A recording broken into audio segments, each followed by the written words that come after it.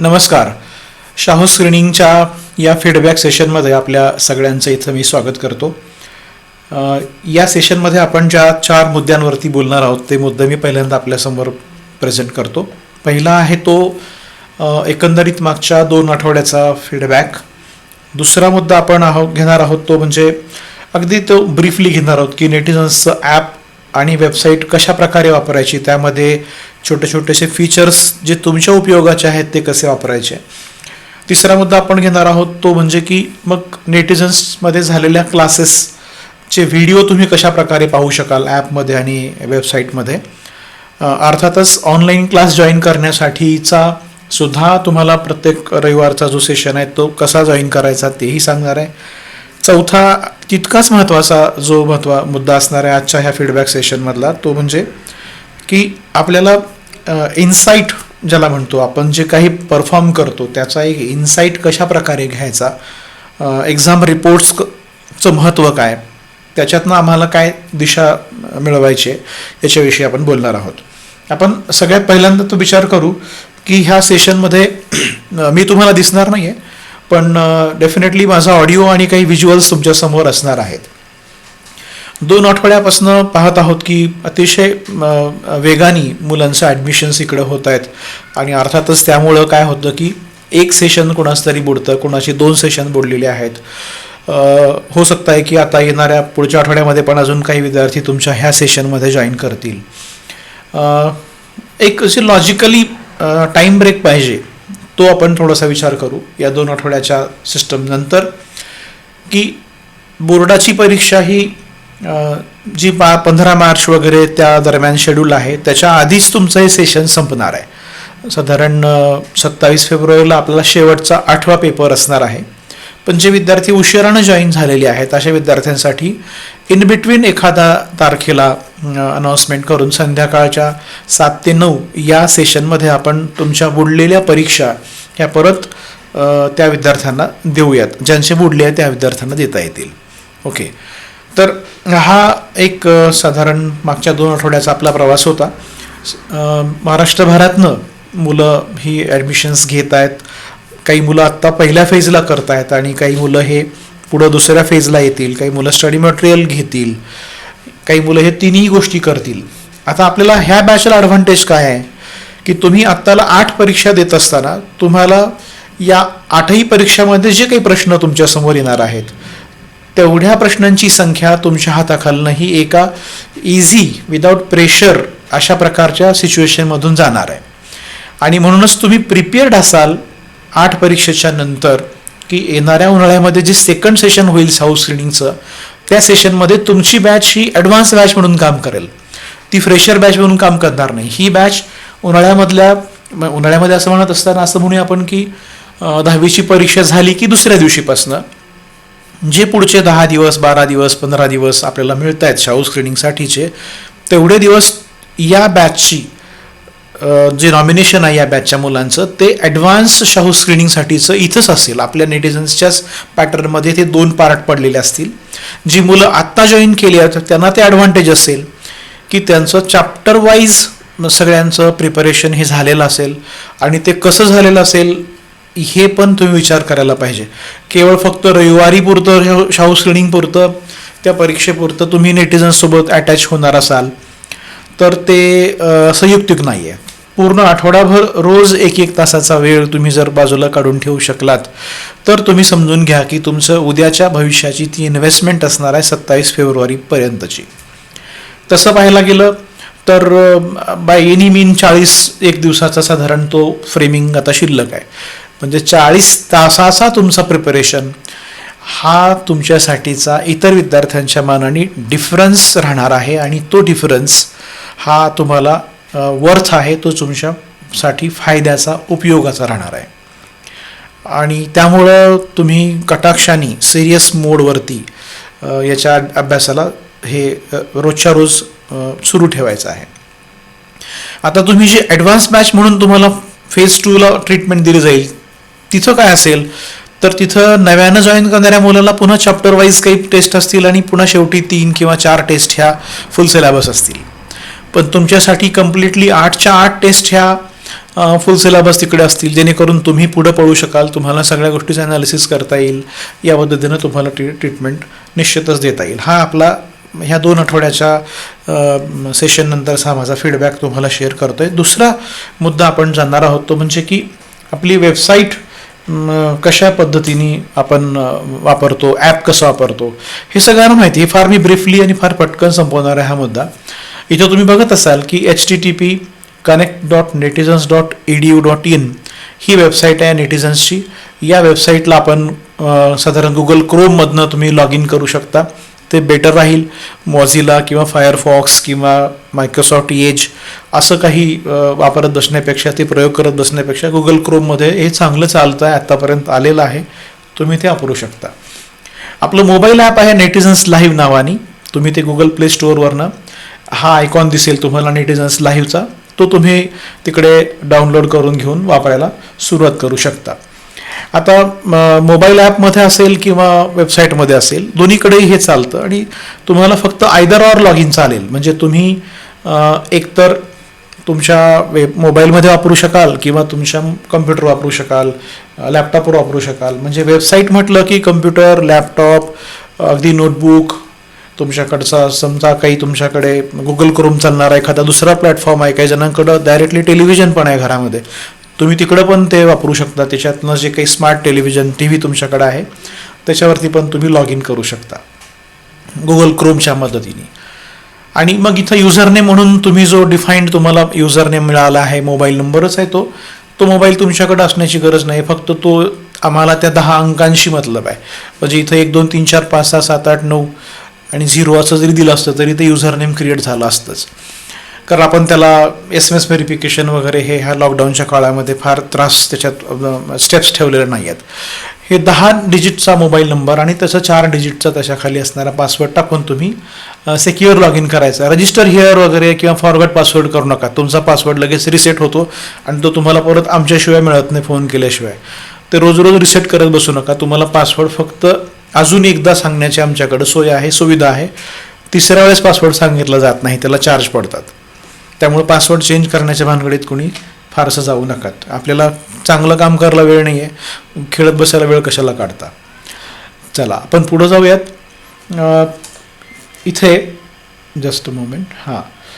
इथं आपण जेव्हा लॉग इन करतो तेव्हा मी ॲक्च्युली हे वेबसाईटवरनं लॉग इन केलेलं तुम्हाला मी स्क्रीन दाखवतो. आपण एक प्रॅक्टिकलीच बघूयात. डायरेक्टली माझ्याकडे एक लॉग इन विद्यार्थ्याचं आहे अवेलेबल. मी त्याच्या लॉग इनमधूनच तुम्हाला खरं तर इकडे दाखवतो. आता आपण इथं गेलो, होम असं लॉग इन येतं. हे आहे वेबसाईटचं लॉग इन. त्याच्यामध्ये परत तुम्ही जर ऑनलाईन एक्झामवरती गेलात तर तुम्हाला ह्या सगळ्या एक्झाम्स इथं दिसतील. आता आपण अटेम्प्टेड, अपकमिंग, एक्सपायर्ड अशा सगळ्या गोष्टी बघू शकाल. तर अटेम्प्टेड आपण एक्झामला सिलेक्ट करा आणि इथं ऑनलाईन एक्झाम जर रिपोर्ट पाहायचा असेल तर, आणि तुमच्या अपकमिंग एक्झाम पुढच्या रविवारची असेल ती तुम्हाला इथे दिसू लागते. हे आहे वेबसाईटवरचं फ्रेमवर्क. मोबाईलमध्ये थोडंसं बदल आहे. मोबाईलमध्ये तुम्हाला एक्झाम किंवा टेस्ट नावाचे टॅब दिसेल. त्याच्यामध्ये वरच्या बाजूला तुम्हाला कोर्स दिसेल.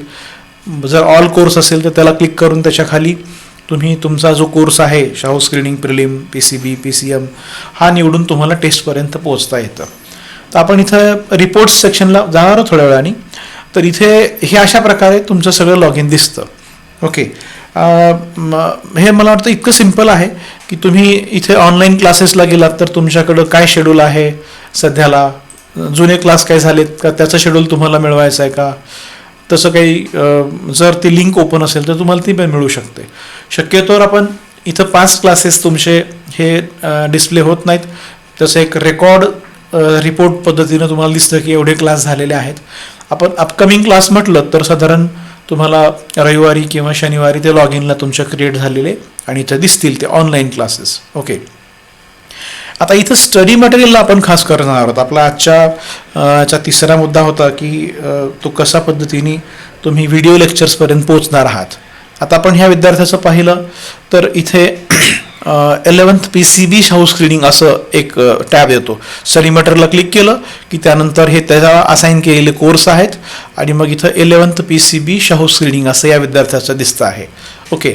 आता इथं ऑल अबाउट शाहू स्क्रीनिंग हा सब्जेक्ट आहे. Physics, chemistry, English grammar, biology असे सब्जेक्ट तुम्हाला दिसत आहेत आणि तिथं प्रत्येकी एक एक लेक्चर झालेलं तुम्हाला दिसेल. आता इथं ऑल अबाउट शाहू स्क्रीनिंगमध्ये तुम्हाला परत detail video lectures for screening test असं दिसेल.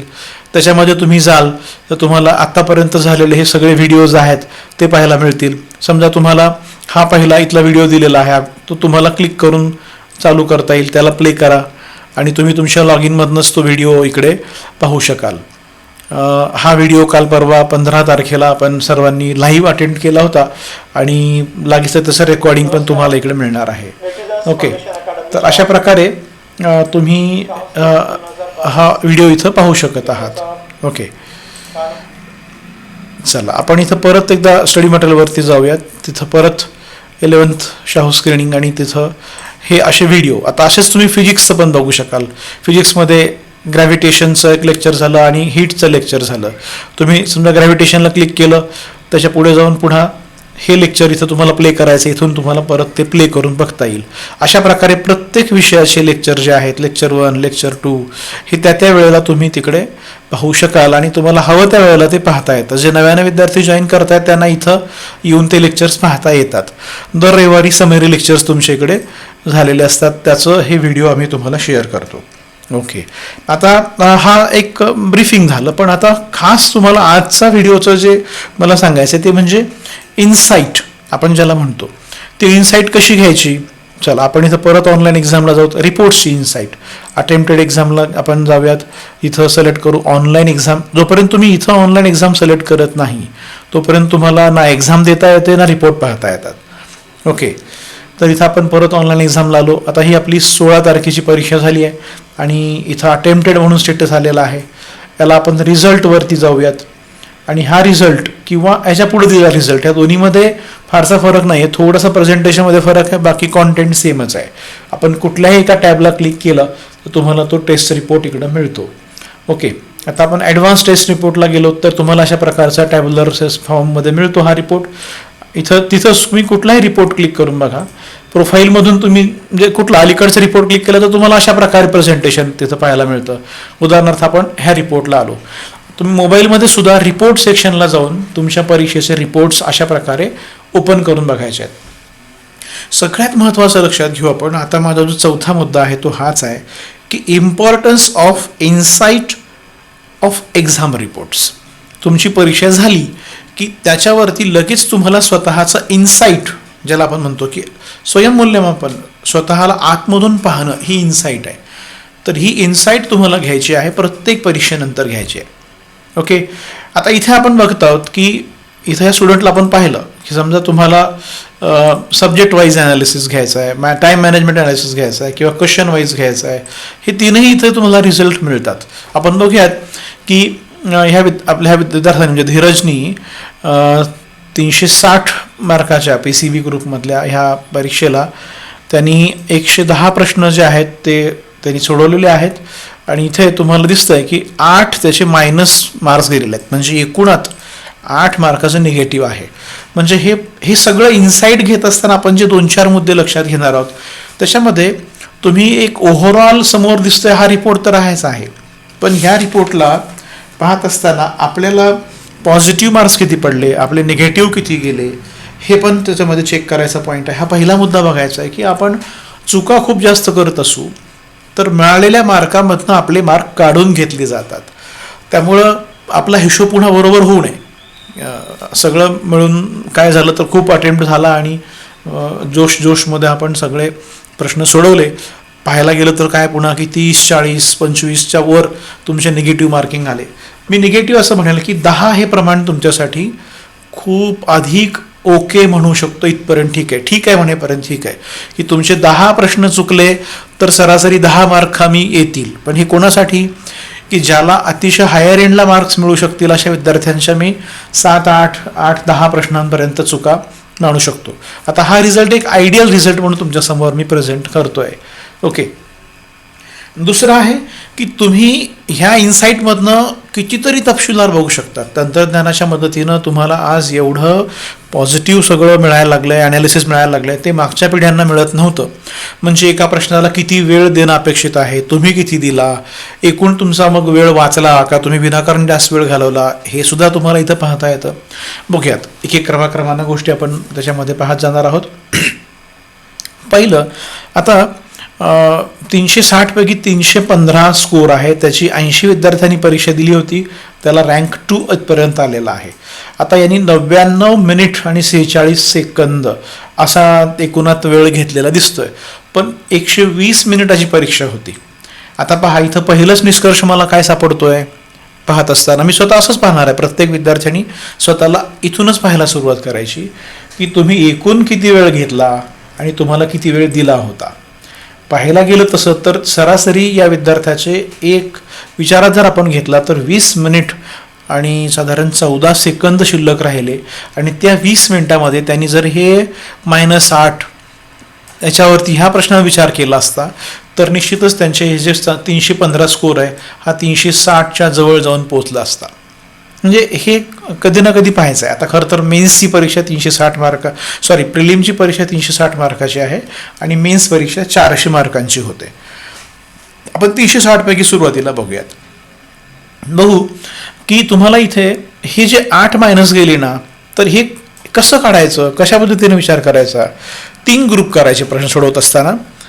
पहिला ग्रुप आहे तो कन्फर्म येणाऱ्या प्रश्नांचा ग्रुप, इझी किंवा स्टेटमेंट बेस्ड, किंवा तुम्ही फक्त लुक इन केलं तर तुम्हाला पटकन कळतं की हा आपल्या आवाक्यातला प्रश्न आहे, सोडवा. तर असे पहिले प्रश्न पहिल्यांदा तो ग्रुप करायचा. मग भले तुम्ही 3ही विषयामध्ये स्विच करत जाल, 5ही विषयामध्ये स्विच करत जाल, mental ability, English, physics, chemistry, biology, तरी तुम्ही त्या त्या विषयामधले इझिएस्ट क्वेश्चन्स क्लिअर करा. आता ह्या पद्धतीने तयारी करणाऱ्या मुलांना मेंटल ॲबिलिटी हे फार पूर्णच्या पूर्ण एका स्ट्रोकमध्ये संपतं, हरकत नाही. तर मी त्याच्यात 3 ग्रुप करायची गरज नाही, 1 गो मेंटल ॲबिलिटी तुमचं क्लिअर होऊ शकतं. काही जणांचं मेंटल ॲबिलिटी प्लस इंग्लिश पण चांगलं असतं, ते तसं करतील. काही जणांना मग आपला चॉईस काय, आपला बेस्ट सब्जेक्ट काय, फिजिक्स, केमिस्ट्री आणि बायोलॉजीमधला बेस्ट सब्जेक्ट कोणता. सपोज तुमचा बऱ्याच जणांचा बायोलॉजी सब्जेक्ट चांगला असतो आणि म्हणून तुम्ही सुरुवातीला याच्यामध्ये बायोलॉजी हा जो सब्जेक्ट आहे त्याचा टॉपिक, त्याचे क्वेश्चन्स करायला हरकत नाही. कारण 50% म्हणजे आपण जर पाहायला गेलं तर तसं वेटेज हे बायोलॉजीवरती मेन्समध्ये पण असणार आहे. म्हणून तुम्ही पहिलं बायोलॉजीला घ्या, त्यातले इझिएस्ट क्वेश्चन्स, त्याच्यानंतर केमिस्ट्री त्याच्यातले इझिएस्ट क्वेश्चन, त्याच्यानंतर फिजिक्स त्यातले इझिएस्ट क्वेश्चन्स, असं जे इझिएस्ट आहे ते करा. त्याच्याने काय होईल, 2 गोष्टी साध्य होतील. तुमचं कॉन्फिडन्स वाढेल की मला जमायला लागलंय, मला प्रश्नांची उत्तरं देता येत आहेत. त्यामुळं तो जो टेम्परामेंट ऑफ द एक्झाम असतो, एक्झामिनेशन हॉलमध्ये बसल्याच्या नंतरचा, तो अशा प्रकारे आपण हळूहळू मॅनेज करत जातो आहे ना. म्हणजे पहिलीच्या वर्गाला धाड करणं, 4थीचं गणित शिकवायला लागलं की तो किती कावराबावरा होऊन जाईल. तसं न करता त्याला अगोदर 1 वस्तू 2 वस्तू असं करत हळूहळू त्याला संबोधात्मक गणित शिकवलं जातं, मग आकडा शिकवला जातो, हे सगळं शिकवलं जातं. ही तशी मेथडॉलॉजी असते. तसं तुम्ही स्वतःला एक प्रोग्राम करायचा, सेल्फ प्रोग्रामिंग म्हणतो आपण, की एक्झाम डेच्या दिवशी एक्झाम प्लॅटफॉर्मवरती मॅनेज करण्यासाठीचा प्लॅटफॉर्म हा नेटिझनचा प्लॅटफॉर्म आहे. शाहू स्क्रीनिंगच्या दिवशी तुमचा रिझल्ट येणार नाही, तुमचा रिझल्ट नेटिझनच्या दर रविवारच्या परीक्षेमधनं जास्त दिसणार आहे. त्याला सिरियसली घेतलं, त्याला जर मॅच करत गेलात तुम्ही वातावरणाला, की बाबा हेच मला एन्व्हायरमेंट, तिथं पण मला तशा पद्धतीनं वागायचं आहे जसं मी आज इथं वागतोय. आज मी कॅज्युअल वागायचं जर डोक्यात ठेवलं तर उद्याला मग शाहू स्क्रीनिंगचं मला प्रेशर येणार आहे, कारण तिथं कॅज्युअल वागता येत नाही फायनल परीक्षेमध्ये. आत्ताच मी सिरियसली वागून परीक्षा देण्याचा जर विचार करत राहिलो किंवा राहिले तर मला पुढं चालून तेच टेम्परामेंट, तोच सराव कंटिन्यू राहील आणि मला अजून एक परीक्षा दिल्यासारखं वाटेल, अजून फारसं काही वेगळं वाटणार नाही. जे म्हणजे टॉप 100 लेवलला 100चे टॉपर असतात ना भारतातले, नीटचे, JEE किंवा ॲडव्हान्सचे, त्यांचं असंच असतं. ते उद्या सकाळी उठून ॲडव्हान्स परीक्षेला जातात, त्यांना वाटतं की मी अजून एक परीक्षा देतोय, कारण everything is ready with them. प्रत्येक गोष्ट त्यांना रेडी असते. नीटची परीक्षा उद्या सकाळी द्यायची, ठीक आहे, अजून एक परीक्षा द्यायला चाललो आहे, फारसं काय, फक्त ठिकाण बदलणार असणार आहे. बाकी सगळं त्यांचं जे काही तयारी असते ना, ती त्यांचं प्रेशर त्यांनी रिलीज करून टाकलेलं असतं तयारीमधनं, सरावामधनं. फक्त प्रश्नांचा सराव असं छोट्या अँगलनेला बघू नका. याला असं बघा की हा माझा टाईम टेकन काय त्याचा सराव आहे. हा माझा पहिला ग्रुप मी सांगितला इझिएस्ट क्वेश्चन मला किती येतात तो बघण्याचा आहे. दुसरा ग्रुप आता मी सांगतोय की त्याच्यामध्ये तुम्हाला थोडेसे मॉडरेट क्वेश्चन्स असतील, थोडेसे तुम्हाला न येणारे किंवा त्याला कॅल्क्युलेशन बेस्ड आहेत, तुम्हाला येतं असं वाटतंय पण त्याला वेळ लागणार आहे तर तो होतो. त्यामुळे पहिल्या फेजचा ॲडव्हान्टेज तुम्हाला मी सांगितलं की 2 ॲडव्हान्टेजेस आहेत. एक तुमचा कॉन्फिडन्स वाढत राहील, सोबे प्रश्न करत गेलात तर स्विच करायचं फक्त तुम्हाला इन बिटवीन की बाबा मग इझिएस्ट क्वेश्चन्स कोणता आहे ते पाहत राहणं. ओके, आणि त्याला सोडवत राहणं, पुढे जाऊन ते सोडवत राहणं, त्याला क्लिक करून सबमिट करायचं आहे, क्वेश्चनच्या ॲन्सरला करायचं आहे, एक्झामला सबमिट करू नका. तो पहिला फेज आहे तो इझिएस्ट क्वेश्चन. त्याचे 2 बेनिफिट आहेत. पहिला बेनिफिट आहे की तुमचा कॉन्फिडन्स वाढत राहील, हळूहळू तुम्हाला रिलॅक्स व्हायला वेळ मिळेल, चान्स मिळेल, स्वतःला प्रोग्राम तसं करा. दुसरा बेनिफिट असा आहे की तुमचा वेळ वाचेल. सोप्या प्रश्नाला समजा एका प्रश्नाला 1 मिनिट असा वेळ असाईन केलेला आहे, पण तो सोपा असल्यामुळं तुमच्यासाठी 30 सेकंदात संपतो, 15 सेकंदात संपतो. त्याचे 45 सेकंद तुम्हाला वाचलेले दुसऱ्या फेजला, दुसऱ्या राऊंडला तुम्हाला वापरता येतात. आणि तो असतो तो तुमचा मग मॉडरेट क्वेश्चन सोडवण्याचा दुसरा टप्पा, ज्याला तुम्हाला कॅल्क्युलेशन बेस्ड जावं लागतं वगैरे वगैरे.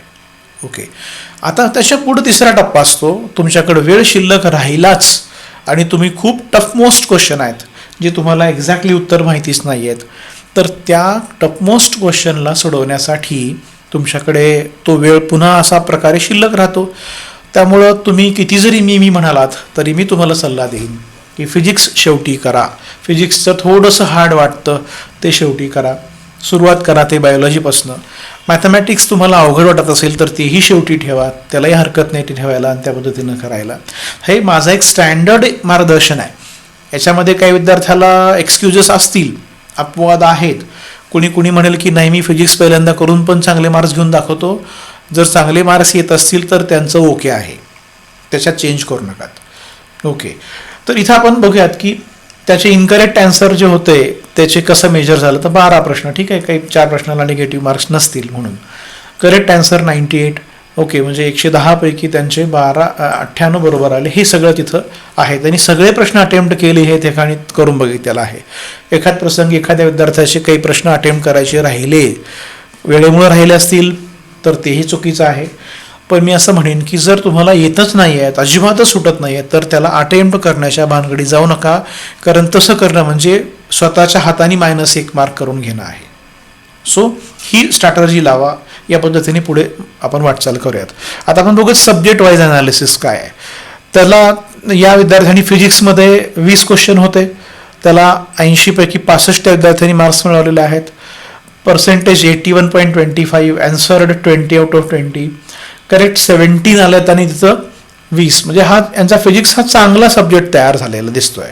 तसंच केमिस्ट्रीमध्ये सुद्धा पाहायला गेलं तर त्याच्यामध्ये 20 पैकी 19 बरोबर आलेले आहेत. हे ॲनालिसिस आहे. त्याच्यानंतर बायोलॉजीचं बघूयात, तिथं 40 पैकी 36 बरोबर आले आहेत. आता इथं मात्र तुम्ही मार्क्स चांगले वाढवू शकला असतात. 4 प्रश्नांच्या पैकी 2 प्रश्न वाढवले, बरोबर आले तर तुमचे मार्क्स हे निश्चितच आणखीन 8 मार्क तुमचे वाढवले असते. मेंटल ॲबिलिटीमध्ये आता इथं पहा 10 पैकी 7, आणि इथं मेंटल ॲबिलिटी सारखा विषय असा आहे की तुम्ही 10 पैकी 10च घ्यायला पाहिजेत. त्यांनी गेल्या वर्षीला प्रिलिम परीक्षेला मेंटल ॲबिलिटी आणि इंग्लिश ग्रामरचे मार्क्ससुद्धा कन्सिडर केले होते. ते त्याच्या पूर्वीच्या वर्षात करत नव्हते, पण गेल्या वर्षी त्यांनी कन्सिडर केले होते. आणि म्हणून इथं पण फटका बसतो. जे इझिएस्ट अँड बेस्ट पॉकेट आहे तुमचं, त्याला तुम्ही मार्क्स घ्यायला चुकलेच नाही पाहिजे. आणि म्हणून तुमचा जो रिकामा वेळ शिल्लक राहिला या विद्यार्थ्याच्या बाबतीमध्ये पाहायला गेलं तर आपण असं म्हणू की याचा साधारण 20 मिनिटाचा वेळ जो आहे तो रिकामाच राहिला होता. And that is to be seriously taken. Seriously त्याच्यावरती काम केलं असलं पाहिजेच. इंग्लिशमध्ये 10 on 10 मार्क्स मिळाले आहेत, हे आपण बेस्ट म्हणूयात. ओके, बेसिक मॅथ्समध्ये त्यांनी 20 जे मार्क्स होते त्याच्या म्हणजे 18 मार्क पडलेले आहेत, म्हणजेच 10 पैकी 9 प्रश्न बरोबर आले. ठीक आहे, इथं आपण एक प्रश्नाला वाव देऊ शकतो, पण तेवढाही देणं योग्य नाही. आता दुसरं ॲनालिसिसमध्ये time management subject wise analysis जे आहे ते बघूयात. Time management analysis. ओके, आता इथं तुम्ही किती वेळ किती विषयाला दिला हे दाखवलं जात आहे. एका प्रश्नाला तुम्ही 1 मिनिट साधारणपणे इस्टिमेटेड जो आहे तो स्टँडर्ड आपण त्याला म्हणूयात की 1 मिनिट 1.091 सेकंद हा तुमचा इस्टिमेटेड टायमिंग फ्रेम होता आणि त्यामुळं बघूयात की त्याला कसं कॅल्क्युलेट केलं गेलं आहे. आता तुमच्याकडे फिजिक्ससाठी अवेलेबल टायमिंग इतका होता 21 मिनिटांचा. हे फार चांगलं टूल तुम्हाला मिळतं आहे की तुम्हाला फिजिक्ससाठी 20 प्रश्नाला आम्ही 21 मिनिट असाईन केले होते. ओके, त्याच्यामध्ये तुम्ही 22 मिनिट या विद्यार्थ्यांनी सोडवलं आहे. म्हणजे त्यांनी काय केलं आहे की थोडा इथं रेट दिसतं ना तुम्हाला, याच्यामुळं इथं दाखवतं लगेच की तुम्ही दिलेल्या वेळेपेक्षा थोडासा वेळ जास्त घेतला. काही हरकत नाही, कारण तुम्हाला असं म्हणालं आपण की सोपे तुम्ही जर अगोदर करून घेतलेत तर निश्चितच फिजिक्ससाठी जास्त वेळ द्यायला काय हरकत नाही. आणि मी तुम्हाला सांगेन की फिजिक्समध्ये तुमचं हे इथं जास्त रेट असलं पाहिजे, टाईम टेकन जास्तच असला पाहिजे. कारण तुम्ही जितका वेळ जास्त देऊन काम कराल तितकं तुम्हाला मार्क्स वाढण्याची शक्यता इथं निर्माण होते. आता केमिस्ट्रीमध्ये बघूयात की तुम्ही केमिस्ट्रीमध्ये तुमचं जर हे ॲक्युरेसी लेवल जर असेल की बाबा टाईम टेकन तुमचा असा आहे आणि तुम्ही 21 मिनिटांपैकी 17 मिनिटात केलं तर तुमचा केमिस्ट्रीमधला इतका वेळ वाचला 3.87. Okay, well and good. कारण काय आपण पाहिलं होतं की केमिस्ट्रीमध्ये किती मार्क्स त्यांनी मिळवले आहेत. इथं आपण जर मार्क्स बघितलं सब्जेक्ट वाईज पाहायला गेलं तर 75 मार्क्स मिळवलेले आहेत. म्हणजे कमी वेळात सुद्धा त्यांनी काय केलं आहे की मार्क्स जास्त मिळवलेत. मग हा केमिस्ट्रीचा वेळ त्यांचा वाचला आणि त्यांनी तो दुसरीकडे लावायला पाहिजे. आता एवढा वेळ वाचला आहे, 3 मिनिटं त्यांनी वाचवल्यात, लगभग 4 मिनिटं वाचवली आहेत. 4 मिनिट वाचवलेली आहेत या ठिकाणी, तर तिकडे त्यांनी दुसरीकडे युटिलाइज केलं पाहिजे तो जो टायमिंग आहे. आता बायोलॉजीमध्ये ऑलरेडी या विद्यार्थ्याला 4 प्रश्न चुकले होते आणि तेवढं असूनही त्यांनी टाईम सेव्ड इन मिनिट्स किती आहे, 15 मिनिट सेव्ह झालेत. दिलेल्या वेळामध्ये त्यांनी 15 मिनिटं जर फक्त याच्यावरच घातले असते अजून तर बायोलॉजीमधले ते 4 प्रश्न निघाले असते. हे बघा की एवढं ॲक्युरेसी लेवलला तुम्ही जाल का नाही जाल हे पण नसतं, हे पण मी तुमच्याकडनं अपेक्षित नाही करणार. कारण सिली मिस्टेक्स होत असतात. किती जरी मी म्हणणारा विद्यार्थी असला तरी त्याचं सिली मिस्टेक्स होत असतात. त्या कमी करायच्या असतील तर आपण वेळेचं नियोजन लावा आणि सराव जास्त करा, तुमचे सिली मिस्टेक्स कमी होऊन जातात. ओके, आता मेंटल ॲबिलिटीमध्ये त्यांनी थोडासा अधिक वेळ घेतला तरी पण तिकडं त्यांचे मार्क्स कमी आले. त्यांचा सराव कमी पडला आहे, त्याच्यावर त्यांनी काम करणं आवश्यक आहे. त्याच्यावरती वेळ इथं जे 15 मिनिटं वाचले होते त्याच्यातले काही, वरचे काही असे मिळून त्यांनी मेंटल ॲबिलिटीमध्ये आपण द्यायला पाहिजे. इंग्लिशमध्ये त्यांचा भरमसाठ वेळ वाचला, पण इंग्लिशमध्ये पण त्यांचं ऑलमोस्ट 10 on 10 आला आहे. त्यामुळं तो वेळ वाचला हरकत नाही, तो तुमचा ॲडव्हान्टेज आहे, तो तुम्ही दुसरीकडे वापरा. तसंच बेसिक मॅथ्समध्ये जितका वेळ द्यायला पाहिजे होता तुम्ही तो दिला नाही आणि म्हणून तिथं मायनसमध्ये गेलात आणि तसं तुम्हाला 1 मार्क कमी पडला, ते इथं मॅनेज करता आलं असतं. हे टाईम टेकन आहे. आता मग ह्याच्यानंतरचं ॲनालिसिस आहे ते म्हणजे क्वेश्चन वाईज ॲनालिसिस.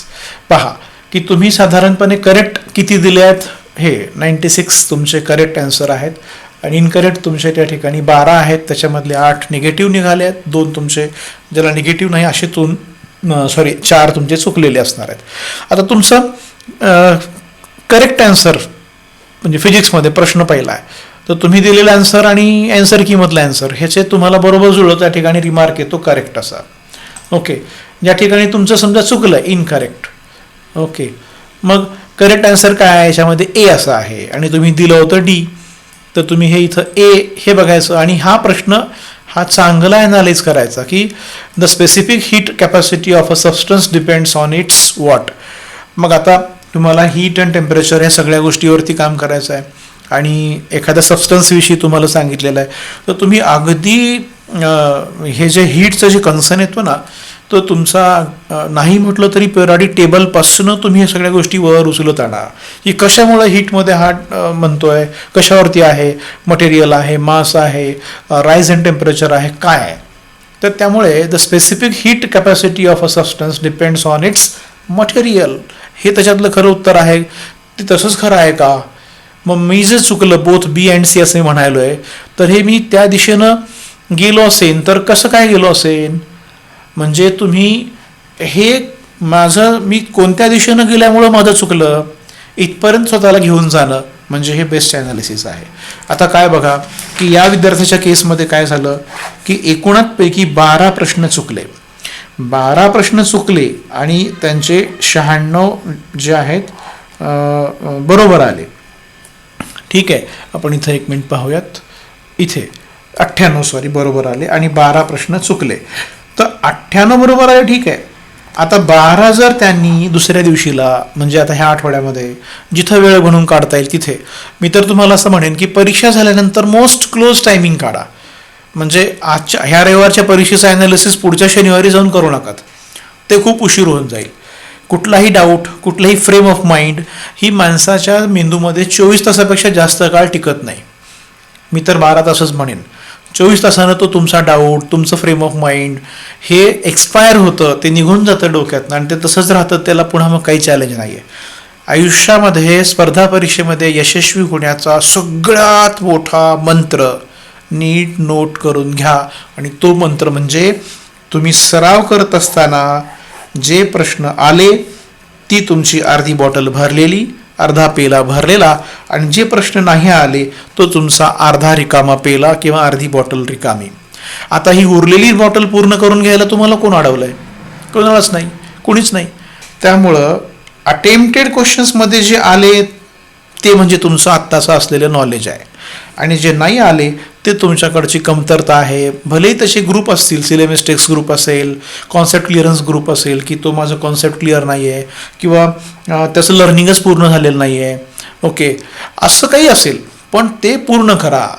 म्हणजे इथं 98 प्रश्न बरोबर होते, त्याला फार बघायची गरज नाही पडणार आहे. जे 12 चुकले त्याला तुम्ही 1 तासभर वेळ दिला, अर्धा तास वेळ दिला, पाऊण तास वेळ दिला आणि त्याच्या संदर्भाने येणाऱ्या छोट्या छोट्या गोष्टी पुन्हा शिकत गेलात तर झाले की तुमचे पूर्ण 110 प्रश्न रेडी. आणि कुठल्याही परीक्षेला असं सहज उठून कुणी प्रश्न टाकत नसतं, ते त्याला मॅच केस टाकत असतं, त्या दिशेने तुम्हाला घेऊन जाणारे प्रश्न टाकत असतात कुठली एक्झाम बॉडी सरावासाठीची. आणि म्हणून तुम्ही मोठा मंत्र तुम्हाला सांगितला तो म्हणजे काय की error clearance, error correction is the basic mantra during practice to get assured success. You should note it in your notebook as well. काय? Error clearance is the assured way for the success. तुमच्या झालेल्या चुका दुरुस्त करा. उत्तर माहीत करून घेणं हे चुका दुरुस्त करणं नाही बरं का, हे पण कुणी गैरसमज करून घेऊ नका. ह्याचं हे उत्तर आहे का, चला पुढे. ह्याचं उत्तर हे माझं चुकलं होतं, हे बरोबर आहे, चला पुढे. हे चला पुढेवालं करेक्शन नाही आहे. Correction in context of learning and unlearning. जे तुम्ही चुकीचं शिकला असाल त्यामुळं त्या दिशेनं सारखं चाललात, पुन्हा पुन्हा वाटवाकडीच व्हायला लागली आहे, तर ते एकदा डोक्यातून काढून टाकणं, त्याला अनलर्निंग म्हणूयात. रिलर्निंग करा पुन्हा एकदा, है ना, आणि मग जाऊन तो प्रश्न तुमचा बनला असं म्हणता येतं. आता माझ्या परिचयामध्ये माझ्या मुलासहित, माझ्या मुलीसहित सगळ्यांचं एरर करेक्शनचं मेथोडॉलॉजी मी पाहत आलो आहे. त्यांना एका रात्रभर बसून 3 प्रश्नही सुटले नाहीत एररमधले. असंच होतं की समजा 10 प्रश्न चुकले आणि बाकी 90 आले, तर ते 10 प्रश्न करण्याच्या नादामध्ये त्यांची रात्र निघून गेली तरी पण 3च झाले. पहाटे 5-5:30ला झोपले ते. असे मी माझ्या घरामध्ये अनुभव घेतलेले आहेत. तुमचं हे झालं पाहिजे, आणि हे झालं की मेरिट येतं याचं मी माझ्या घरापासून, माझ्या विद्यार्थ्यापासून सगळ्यांचं प्रमाण तुम्हाला देऊ शकतो. So make it habitual to clear and correct your errors happened during your practice exams, right. चला, हा मंत्र तुम्हाला मला खास करून द्यायचा होता. ह्या सगळ्या माझ्या सेशनचा समारोप या ठिकाणी मी तुम्हाला तुमच्या तिथं करतो आहे. तुमच्या अजून काही शंका असतील तर त्या बघत राहायच्या. शेवटचा मेसेज मी तुम्हाला असा देईन जाता की म्हणून करिता या आठवड्यामध्ये तुम्हाला आता कोणतं शेड्यूल आलं आहे तुमच्या व्हॉट्सअप ग्रुपमध्ये, ते 8 परीक्षेचं शेड्यूल पडलेलं आहे. त्याचं स्टेट बोर्डचं, त्याचं NCERT बोर्डचं पुस्तक काढा आणि छोट्या काही एक्सेप्शन्स आहेत, काही हायलाइटेड पॉईंट्स आहेत. तुम्हाला कळालं येव्हा की कुठून कशा प्रकारच्या प्रश्नांचं त्यांनी चालवणे सुरू केलं आहे, आणि हे तुमच्या ज्ञानामध्ये भर घालणारच आहे. अशा प्रकारचे प्रश्न करत राहणं, अशा प्रकारे रोज 1 तासभर शाहू स्क्रीनिंगच्या निमित्ताने बाजूला काढणं म्हणजे शाहू स्क्रीनिंग प्लस तुमचं बोर्ड आणि प्लस फ्युचर एक्झाम्सचं प्रिपरेशन, ह्याच्यात फायदाच फायदा आहे. याच्यामध्ये नुकसानाचं, तोट्याचं 1% गणित मांडलेलं नाही आहे. त्यामुळं ज्याच्यात फायदा होतो मला वाटतं तुम्ही ते करायला निश्चितच उत्सुक असाल, आणि जो हेही करणार नाही त्याला जगामध्ये निश्चित शब्द आहे, मूर्खपणा करणारा विद्यार्थी. तुम्ही तो करणार नाही हे निश्चित. तेव्हा अशाच प्रकारच्या काही फीडबॅक सेशनला पुन्हा आपण भेटूयात. तोपर्यंत अल्पविराम. धन्यवाद.